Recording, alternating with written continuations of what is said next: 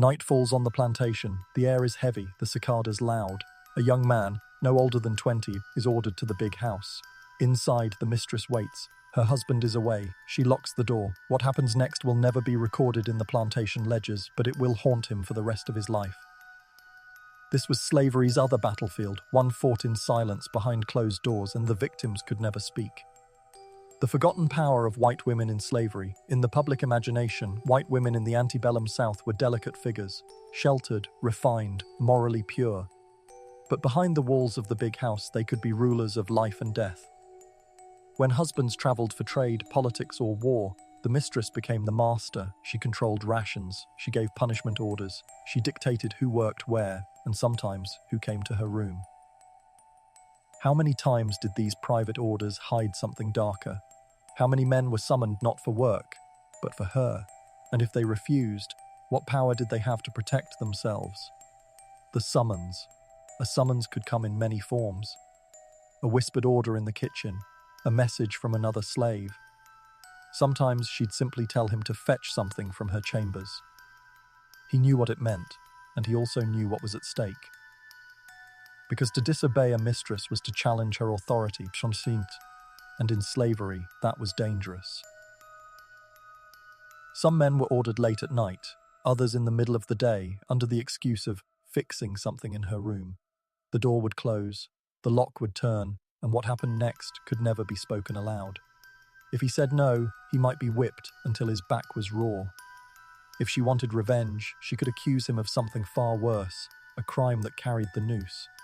And that leads to the question, when desire mixed with absolute power, what lines were left to cross? Desire and domination. This was not love.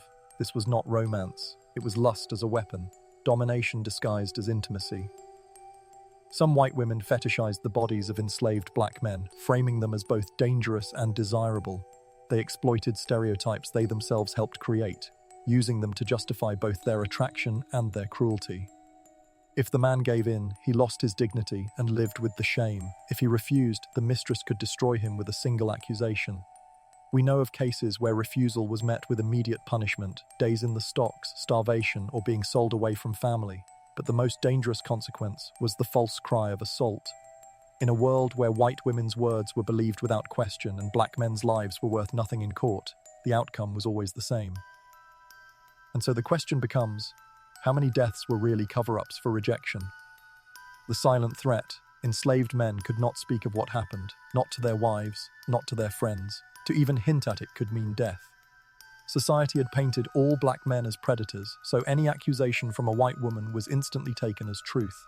A whisper could become a mob by nightfall.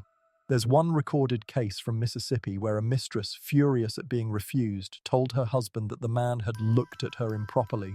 Within hours, the man was beaten unconscious and hanged from a tree. But the silence wasn't only from fear of death. It was also from shame, the shame of being used, humiliated, and unable to fight back. How do you speak of a war no one believes is real? When husbands found out, when husbands discovered these encounters, it was rarely the wife who suffered. Some looked the other way, unwilling to tarnish the image of their household. Others reacted with rage, but their wrath always fell on the slave, not the wife. Jealous husbands would order brutal beatings. Some had men castrated. There are cases where execution followed within hours of suspicion, without trial or defense. In one Louisiana case, a slave was drowned in the river after the master overheard a rumor about his wife. She remained in the home. He was buried in an unmarked grave. And so the real question is, was the husband's anger about morality or about ownership? Hidden in history, why don't we hear about this in school? Because this truth disrupts the comfortable narrative of history. It forces us to face two taboos at once, the brutality of slavery and the idea that white women could be predators too. Historians often dismiss these accounts as exaggerations or isolated incidents. But when you line up the testimonies from former slaves, a pattern emerges. The violence wasn't always in the fields. Sometimes it was in the bedroom, sometimes it was in the middle of the night. And if it happened so often, what else have we been taught to forget? The last voices. By the 1930s, the last survivors of slavery were old men and women. Some finally spoke of what they had endured.